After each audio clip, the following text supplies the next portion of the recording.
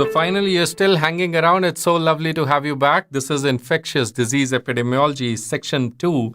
Beta, in the previous section, we have already discussed so much in detail about basic definitions and some things about the chain of transmission.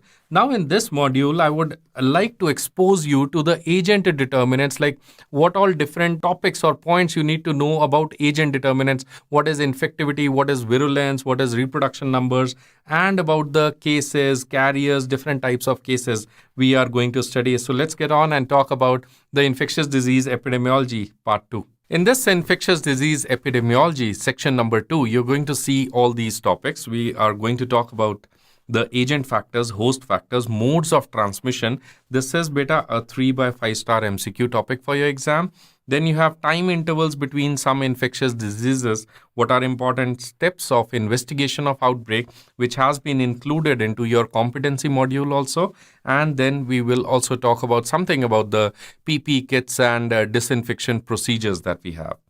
So let's talk about the first topic number 1, that is the agent determinants. First is, what is the difference between infectivity, antigenicity, pathogenicity, and virulence? What do you mean by infectivity? Infectivity is the ability of an agent to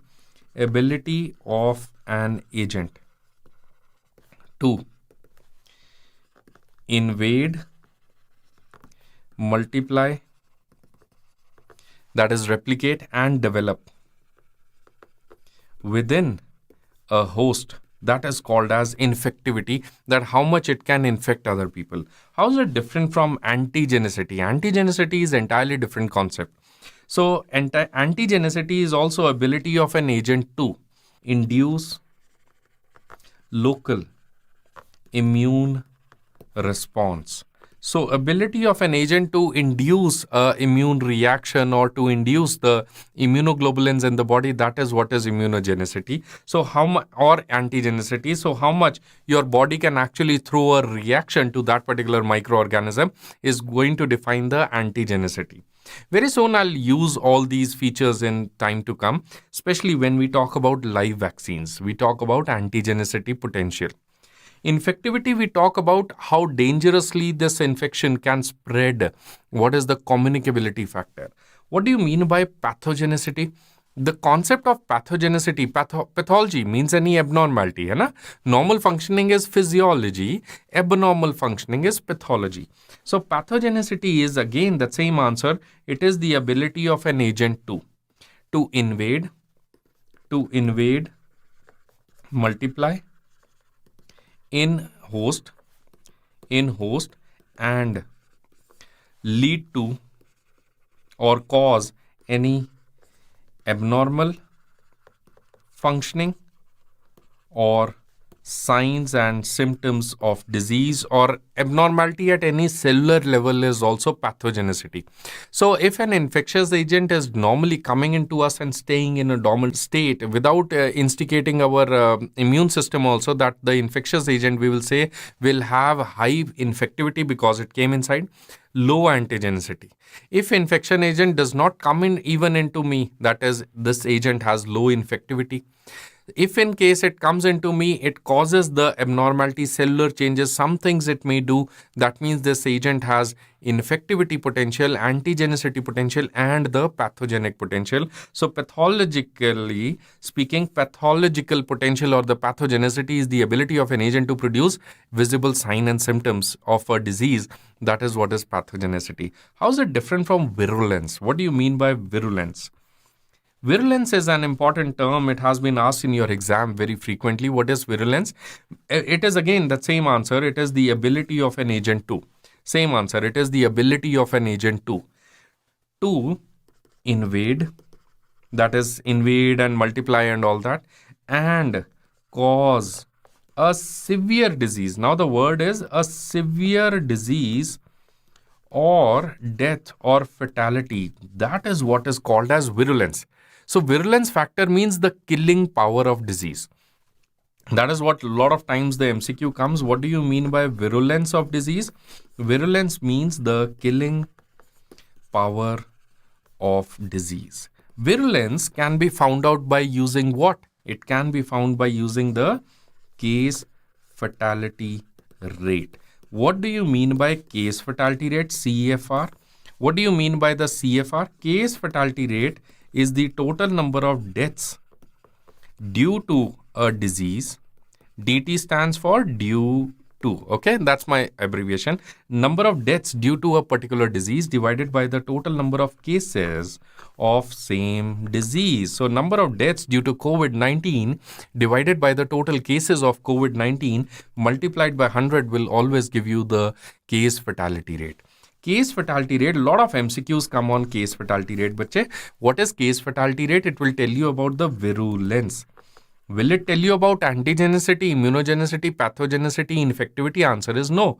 Case fatality rate will tell you about the virulence. It tells you about the killing power of disease. Killing power of disease. Does case fatality rate take into account the time duration? Answer is no. It does not depend on time duration. Can you tell me a case fatality rate for rabies? Case fatality rate of rabies is 100%. Do you say it is 100% per month? It is 100% per year? It doesn't happen like that. Case fatality rate, we never talk about time duration. Case fatality rate, it is a rate ratio proportion. Please note that case fatality rate, the name is rate. It is actually a proportion. For details, you have to watch the lecture in epidemiology where we discussed about the tools of measurement and rate ratio proportions. So a lot of times you get this question on case fatality rate. Case fatality rate is going to measure what? It is going to measure the virulence factor that is measured by the case fatality rate. So these are some points you would like to remember about agent determinants. Next is topic number 2. What are the host determinants? Host determinants could be like different types of hosts are there. So the host could be obligate host, or it could be a primary host or a secondary host. So what do you mean by all these things? So we need to study about obligate host, primary and secondary. Obligate host is where the humans or any animal or the host is the only host. It is the only host. That is the obligate host. So in case we are talking of humans, right? We are talking of humans. Why? Because me and you, we all are humans. Humans are the obligate host. Humans are the obligate host in case of typhoid. Humans are obligate host in case of measles. If you let us say, for example, you search for a hotel or some place to stay in a small jungle area in some small town in Uttarakhand, and you find there is only one host, one hotel. So that becomes as an obligate host. That means the agent is going to go and stay there only. So the humans are the obligate host for typhoid and measles. There is a related term to the obligate host. You should know that also. That is the fourth term. What do you mean by the dead end host? Dead end host could also be like the obligate host. They are similar, but what actually is dead end host? Dead end host is that there is no person to person transmission. There is no P2P transmission, that is person to person transmission cannot happen. Now that infection is going to stop there only, either by killing a person or the infection agent is going to die. Example for dead end host is Japanese encephalitis. Humans are the dead end host for Japanese encephalitis. Humans are also dead end host for rabies. Humans are also dead end host for plague, tetanus. Humans are dead end host for these infections. These are the things you would like to remember for obligate and dead end host. Next is, what is the difference between a primary host and a secondary host? See, primary host is the host that is also called as the definitive host. Definitive host. So what do you mean by a definitive host? If the infectious agent is there, to complete the life cycle, they will have to go to the primary host. That is what is called as a primary host. That is definitively that agent will use that host. So in this host, the typical feature is that there is a sexual maturation. Sexual maturation will happen in a definitive host or a primary host. Next is, what do you mean by the secondary host? These are also called as intermediate host. Intermediate hosts are also required to complete the life cycle, but there is no sexual development. There is no sexual development in case of secondary host. So what is primary host, beta? Please say with me. These are like 5 by 5 star MCQ topics. Very frequently you get in your exam. What do you mean by obligate host? That is the only host. What do you mean by dead end host? Examples of dead end host is Japanese encephalitis, rabies, tetanus. And what do you mean by primary and the secondary? Primary host. In primary host, there will be sexual maturation. In a secondary host or an intermediate host, there is no sexual maturation. If you just have a look at this table I have prepared for you, there is a primary host, there is a secondary host. Primary host is the place where the sexual maturation. Secondary host, there is no sexual maturation. In primary host, in this table, can you see that humans are primary host for many things? It's wrong for me to write down man only, because a woman can also be a primary host, right? So just take for granted that human is what is a man, right? For example. So with due respect to all the genders, primary host is human in all of these except answer is malaria. Please know that humans in malaria, they are secondary host. That means there is no sexual maturation. So where does the sexual maturation of the plasmodia take place in case of malaria? It takes place in the female Anopheles. The female Anopheles mosquito is going to be the primary host. And filaria, you have humans, tapeworm is human, guinea worm is human. Hydatid disease is one another disease where the dogs, hydatid disease is for dogs. Dogs will have the primary host. They will be having the sexual maturation. Sleeping sickness, again, the sexual phase happens in humans. So this is what you mean by the primary and the secondary host. Another type of host, that is your another type of host. So first type of host were the obligate, primary, secondary, or the dead end host. Another type of host, the host could be a source. It could be a reservoir. What is the difference between a source and a reservoir? See, a reservoir means the reservoir. It means the natural, and mark this word, natural habitat of infectious agent. The natural habitat, COVID-19 is naturally going to stay in bats. So these respiratory syncytial virus, Middle East respiratory viruses, the SARS, severe acute respiratory syndromes, all these SARS virus, COVID virus, all these are supposed to stay in bats. You can't kill bats. Bats are the integral part of the ecosystem. So reservoirs are the natural habitat. We can prevent the infection coming to humans, but you can't kill the reservoirs. So reservoir is where the infectious agent is going to stay and replicate and multiply. So it is the natural habitat, it is the natural place, it is the natural habitat where the infectious agent will harbor. Reservoir will harbor the infectious agent. The agent will multiply and develop in nature. So that's the natural place for an infectious agent to stay. That is what is a reservoir. Next in line, what do you mean by source? Sources can be the reservoir, but sources may not be the reservoir also. So all sources are not reservoirs, but some sources may be reservoirs also. What exactly is the difference between a source and a reservoir?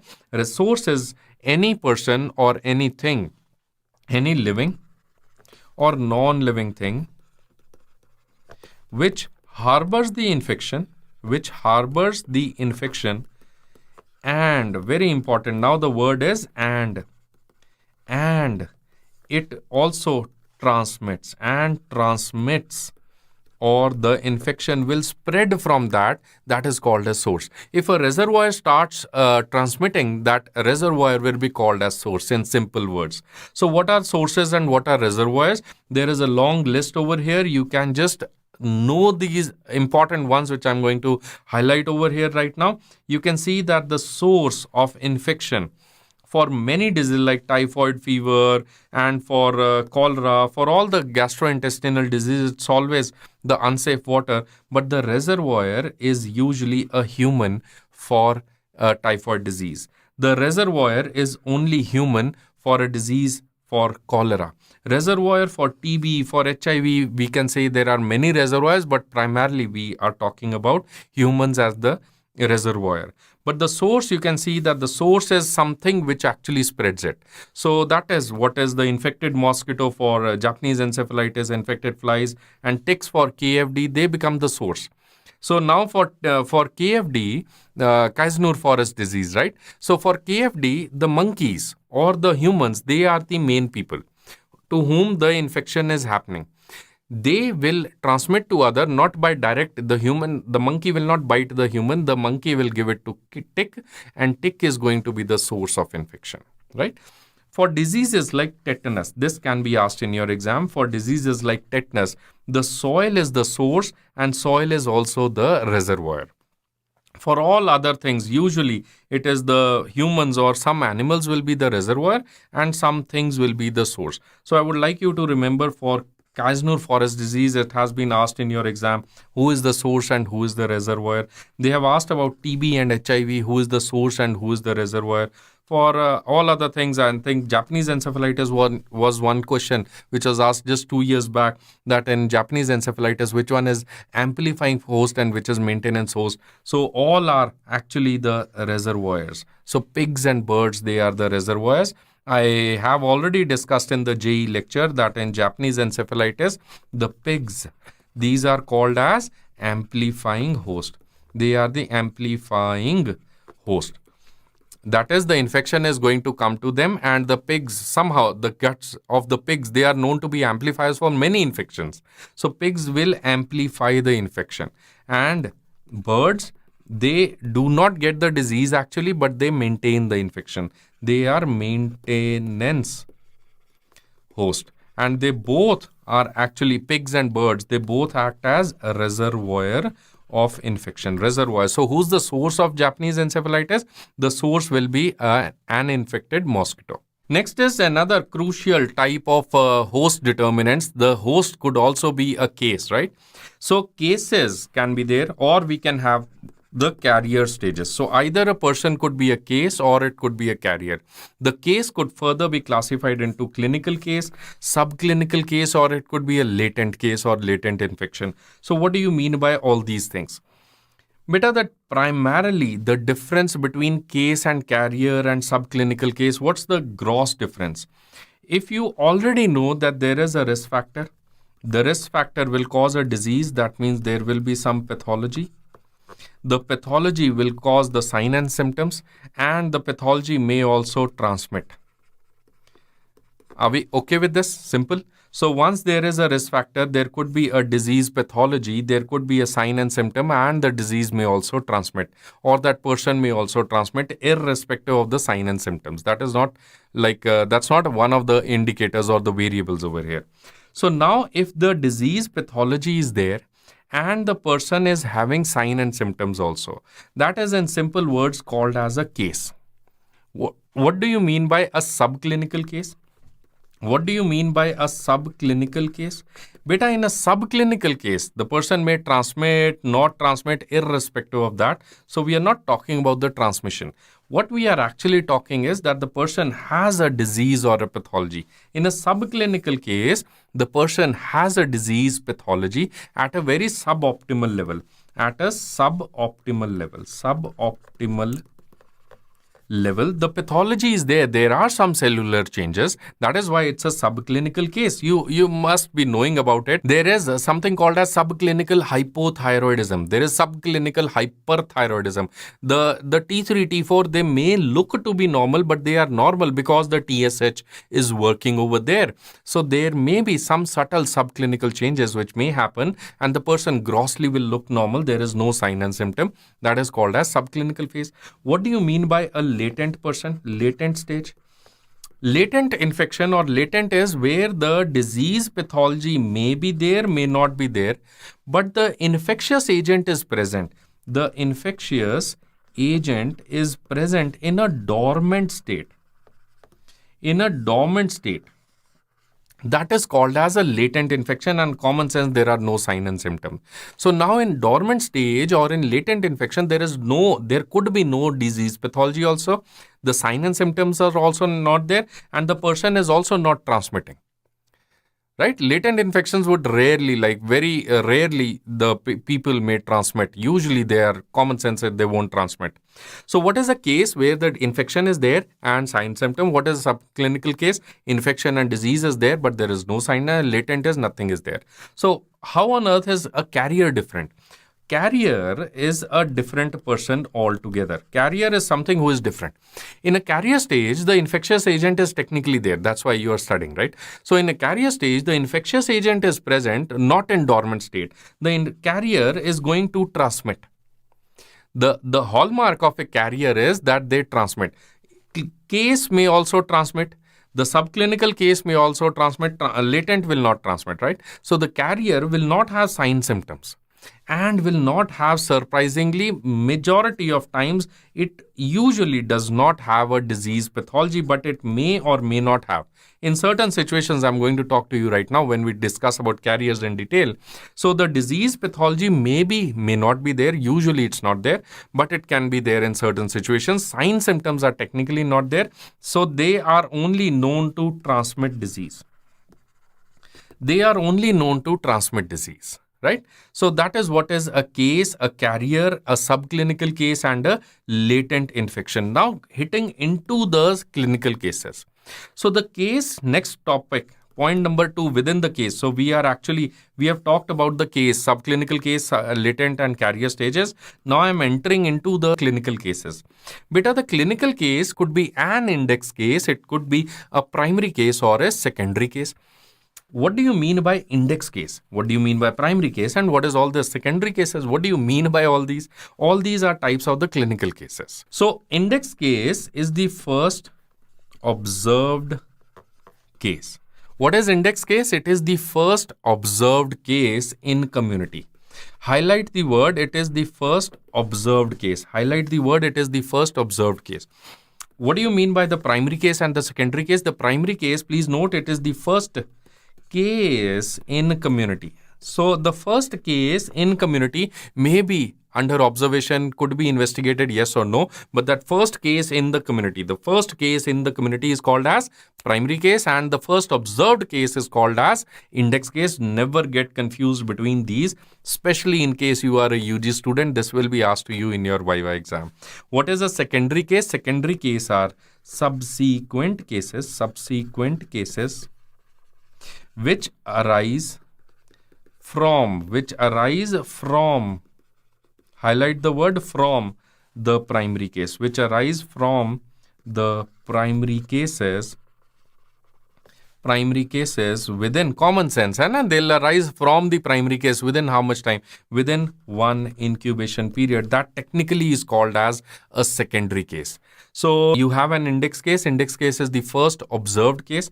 Then you have a primary case, which is the first case, and then you have a secondary case which arise from the primary case within one incubation period. That is what is called as the secondary cases. So now if you understand this, next in line would be how to measure the number of secondary cases or the primary cases or the index case. So you need to study that what do you mean by attack rate, secondary attack rate, and basic reproduction numbers. This is again a 5 by 5 star topic, especially in case you are pursuing your undergraduation, and in case you are a PG aspirant. Of course, the PG aspirant, again, this MCQ can come, but it will be more of MCQ base. For a UG student, this is a 5 by 5 star MCQ topic. What do you mean by the attack rates? Attack rates is the total number of cases which happen in an area divided by the total susceptible population. Usually the multiplicative factor is 1000. It could be 10,000. It could be 1 lakh, whatever number.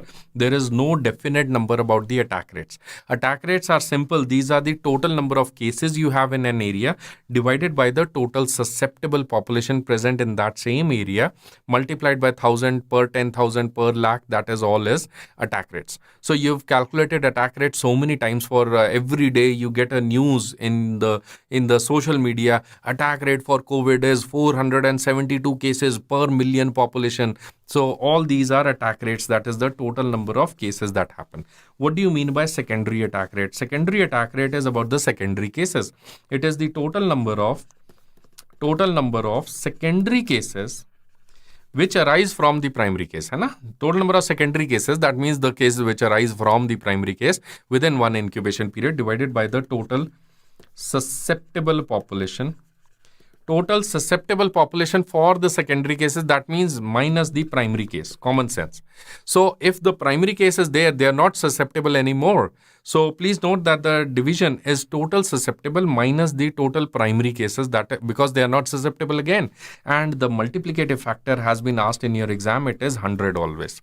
Secondary attack rate is almost always expressed in percentages. It is in hundreds. So secondary attack rate, it is the total number of secondary cases. What do you mean by secondary cases? It is the total number of people who get infected from the primary case within one incubation period. That is called as the secondary case. So let us just stop here and talk about the attack rate and secondary attack rate. Can you solve this numerical, small numerical? So beta, in case you are UG student, you might get this in your epidemiological exercise. In case you are a PG aspirant, you'll get this MCQ directly.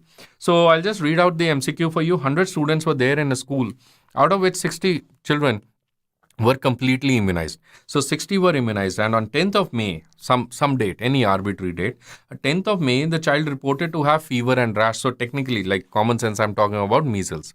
On subsequent case taking, she reported the same symptoms for a friend who got sick on 8th of May. So on 10th of May, you get a girl child, and on 8th of May, she says that her friend was also having that same symptoms. And then following the 6 more cases of measles were reported by the officer on 20th of May. So on 20th of May, you get 6 more new people. Calculate the attack rate and calculate the secondary attack rate. What do you want to say? So I would like you to pause the video over here, try finding out the attack rate, secondary attack rate, write it on a pen and paper, write it on a page somewhere, and then let's resume this video. So if you're talking beta of the attack rates, if you look at the attack rates, if you choose to talk about the attack rates, how many cases did happen in this scenario? You can see that in total, you got a total, how many patients were there? 6 plus 1 plus 8. So total in this scenario, you have 8 cases. 8 cases happened in that particular area. So this is what they are talking. This is the school they have. In that, they had 100 children. Out of 100 children, 60% were immunized. So how many are non-immunized? 40%. So that means which is the susceptible population, beta? What is the susceptible population? Susceptible population is 40%, that is 40 children. So the answer for attack rate would be 8 cases over 40 multiplied by 1000 if you are expressing it as 1000 per 1000 cases. In case you can express it at per 100 also. You can express as per 10,000 also, whatever number you are taking.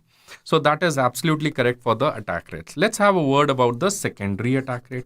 How did you calculate the secondary attack rate? Please note that in the secondary attack rate, you can see that which are the secondary cases.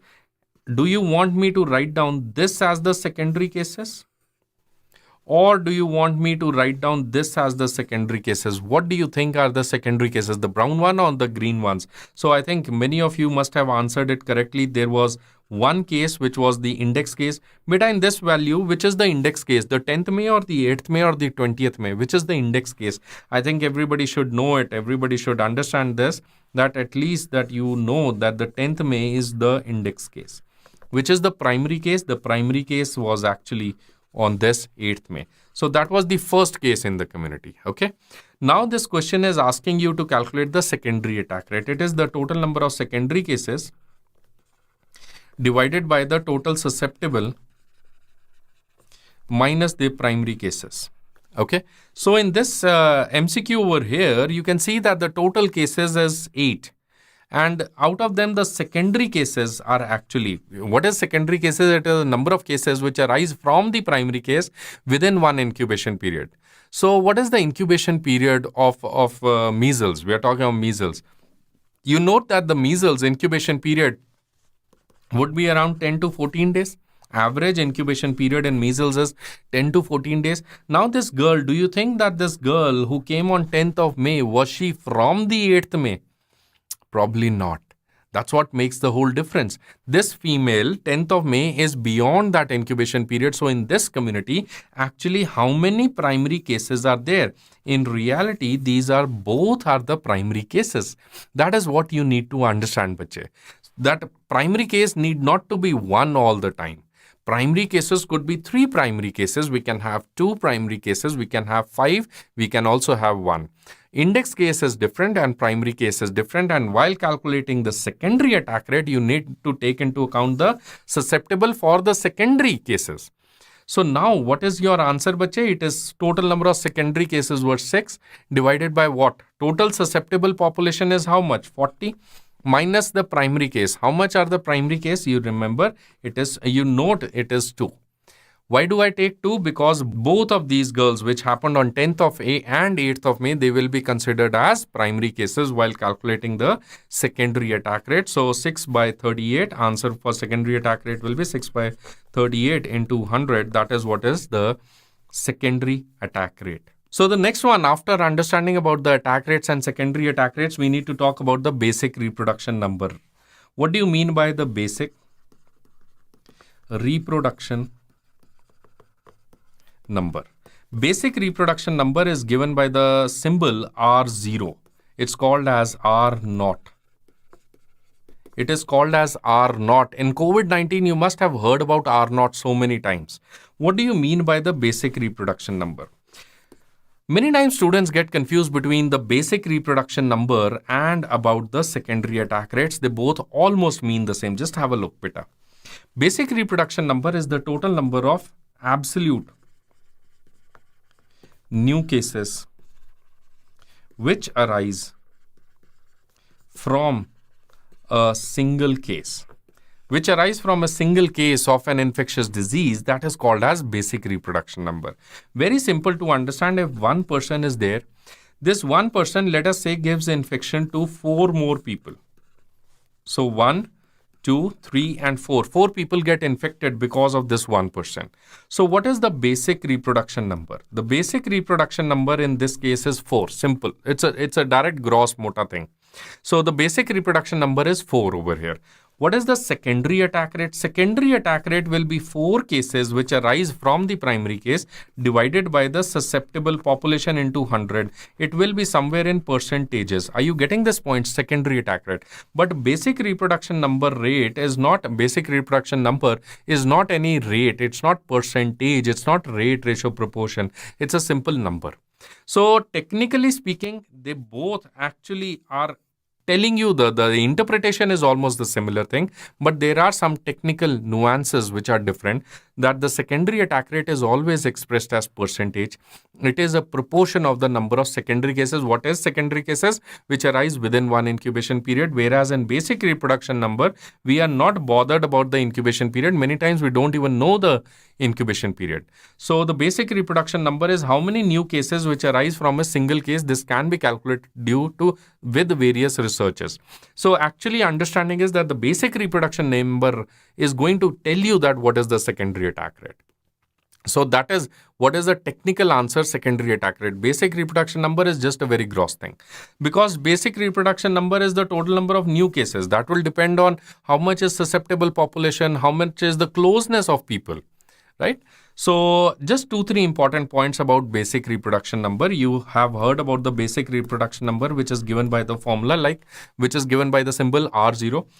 Basic reproduction number, this I showed you that if one person was there and let us say one person is giving to 4, the basic reproduction number is 4. But what if the patients were 4 people and they were all living together very closely? So technically, this is not applicable to the general population. Let us say a ship was there, in that one patient was there and he spread to 80 people in the ship. So that doesn't mean that the basic reproduction number for that disease is 80. Are you getting it? So basic reproduction number has to be interpreted with caution. We have something better in line, that is called as effective reproduction. Effective reproduction number. The effective reproduction number, ERN, is given by the symbol R or RE. Some people will write it as effective reproduction number. So what is effective reproduction number? It is the total number of new cases. It is the total number of new cases which arise from a single case, with adjustment for density, immunity,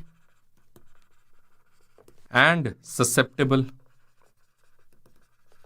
population. That is what is effective reproduction number. So just for your MCQ exams, you need to know effective reproduction number is better than the basic reproduction number. Based on this, you must have heard sometime what is called as herd immunity. Herd immunity, beta, is a different phenomena. Herd immunity means what? See, if the effective reproduction number, that is the R or the R0, they both almost mean the same. That is the total number of new cases depending on the population. So obviously, RE is a better measure than the RO.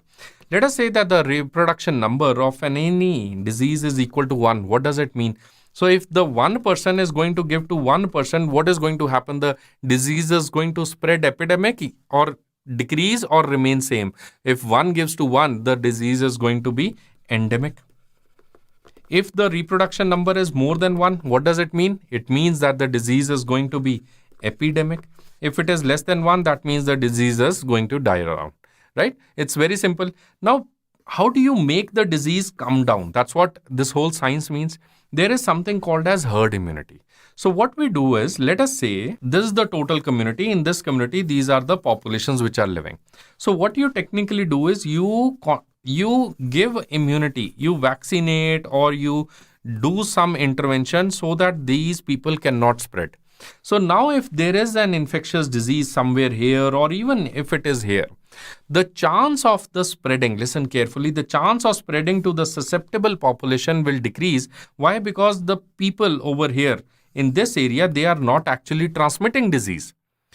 So there is a particular level, listen carefully, there is a particular level for which you should immunize for a particular vaccine or a disease so that the other people may be protected theoretically, mathematically. Don't you think this is possible? Let us say there was a population of 1,000 people, and in 1,000 people, let us say vaccinate 800 people, so 200 are unvaccinated, na? If there is one person who gets a disease from the 200, what is the chance that this one person may spread to other 199? It will be lesser because this 800 will be blocking the transmission. Let us say that you immunize 950. Out of 50, if one person gets an infection, what is the chance he'll infect other 49? Very less, because these 950 are going to block the transmission. Do you understand this? So in some way, I am trying to say that the reproduction number is inverse of the herd immunity. You can calculate what is herd immunity. For your exams, let's write down what is herd immunity. Then we'll calculate what is herd immunity, beta. Herd immunity means it's a phenomena where the unimmunized or non-immunized population is protected from a disease by virtue of what? By virtue of MCQ now, by virtue of the magnitude. It is by virtue of the magnitude of the immune population. Of the immune population who already have had a disease or who have got vaccinated, they have built up their immunity. So the chance of the infection, think of you or me as a microbe. So what is the chance that me as a microbe will be able to go to another susceptible? Because so many people are immune, so they will stop me from going. It's something like a rugby game. Just remember that American football kind of game. So that's what is herd immunity. How to calculate this herd immunity can be actually done using the reproduction numbers. That is just a gross way. So the herd immunity can be calculated by 1 minus 1 over the effective reproduction number. So this is actually the way to calculate the herd immunity. If you just see that, let us say for COVID-19, the effective reproduction number is 2, or let us say it is 4 or 5 or whatever number, the herd immunity will come out to be 60 to 70%. That's the reason people were saying that 70% of the people should be immunized to stop this pandemic or to stop the epidemic spread of COVID-19. So how does that researcher come to know that why not it is 80%? Why not it is 95%? You have to come up with a number. So the number is given by this formula. You can calculate herd immunity using the reproduction numbers. So basically, if you are a UG student, these are the basic concepts you should know. If you are a PG aspirant, these are the MCQ points that can be asked. So you have understood a few points about the herd immunity, about its relation with the effective reproduction number attack rates and the secondary attack rates. So now we have already discussed cases much in detail. We talked about clinical case, subclinical case, latent case, attack rate, primary case, index case, and all the cases. Now let me take on the next topic. We are going to talk about the carrier stages. So I already told you that the host could be two things. Either that host could be a case or that host could be a carrier. Let us have a few words about what do you mean by a carrier. Carrier is any person, anything, or any person who harbors the infection, and that's important, and can transmit the disease. So now there are a lot of problems. The carriers could be of many types. The carriers could be of incubatory carrier, convalescent carrier, chronic carrier, or healthy carrier. What do you mean by incubatory carrier? Very simple to understand actually. What do you mean by incubatory carrier? Incubation period. What is incubation period? It is the time difference between the entry of organism and the first sign and symptom. So by the time that infectious agent enters into the body and till the time the person shows sign and symptom, this phase is called as incubation phase. During this phase, the person does not have sign symptoms, so technically he is actually a carrier. There is some disease pathology, so in carrier there could be disease pathology also, and the person is spreading. Therefore, this person is called as incubatory carrier. So what do you mean by incubatory carrier? When the person transmits during the incubation phase, that is called as incubator. What is convalescent carrier? Convalescence. What do you mean by the convalescence phase, beta? A person will have risk factor, the person will have disease, the person will have sign symptom. And then because of sign symptom, either there could be two options. Either the person lands up into a complication and the complication may kill a person. There could be disabilities or there could be death due to complication, unfortunately, or that patient might recover. Or that patient might recover. So there is a risk factor causing disease. Disease will cause sign symptom and the patient might recover or land up into complications, and then there is disability. Or even after complication, the person might recover, right? So now this recovery phase, bache, this is called as the convalescence phase. Convalescence phase, where the patient is trying to coming back to the normal health. That is a convalescence phase, that is a rejuvenation phase, that after the sign and symptom, after the burden of pathology, now the patient is trying to come back. If a patient transmits during the convalescence phase, that is called as a convalescent carrier. What do you mean by a chronic carrier? Chronic carrier is a carrier in which a person is able to transmit for more than 3 months. That is called as a chronic carrier. Okay. So either a patient, try listening now. Now is important concept I would like to build. So let us say that this is the timeline. In this timeline, what is the incubatory carrier? That this patient is going to have disease. What is a convalescent carrier? The patient already had disease and now is transmitting again in the convalescence phase. What do you mean by a chronic carrier? The patient long time back must have had disease and he's keeping on shedding the virus or the bacteria for so much long time that it is now into the chronic carrier stage. What do you mean by a healthy carrier? Incubatory carrier, person who had disease. Convalescence, incubatory carrier is the person who will have disease. Convalescent is who had disease. Chronic is who long time. What is healthy carrier? Healthy carrier is a person who did not have disease. So healthy carrier is a person who arises from a subclinical case. Because that infection was from subclinical case, therefore this patient also did not have the sign symptoms. That is a healthy carrier. Or the person will arise from a non-virulent strain. non-virulent strain or a very weak strain, we can say weakened strain, or a subclinical case, that is called as a healthy carrier. So I'll just repeat again. This is important for your exam beta understanding. What do you mean by incubatory carrier? Incubatory carrier is a person who will have disease. Convalescent is who just had disease. Chronic is who had long time back disease. Healthy is no disease nowhere. So he will not have disease. He did not have disease. That is a healthy carrier. And so many times in your exams, you have been asked this question. What are the examples of chronic incubatory carriers? What are the examples of incubatory carriers? Incubatory carriers, we can have so many examples like diphtheria, measles, mumps, polio. Nobody will ask you about incubatory. What are the examples of convalescence carriers? Convalescence carriers, diphtheria, typhoid. You see diphtheria and many diseases you'll see happening many places. So it's not that this disease is only this type of carrier. Many carrier stages can happen in cholera. Many carrier stages can happen in diphtheria. Many carrier stages happen in typhoid. You see typhoid Mary. You see her, she transmitted typhoid for so many years and so many people got sick. So she was a chronic carrier and she was also into that convalescent carrier. So the chronic carrier and the convalescent carrier both are there in typhoid. Can you see this? So what is this? This is for the chronic carriers.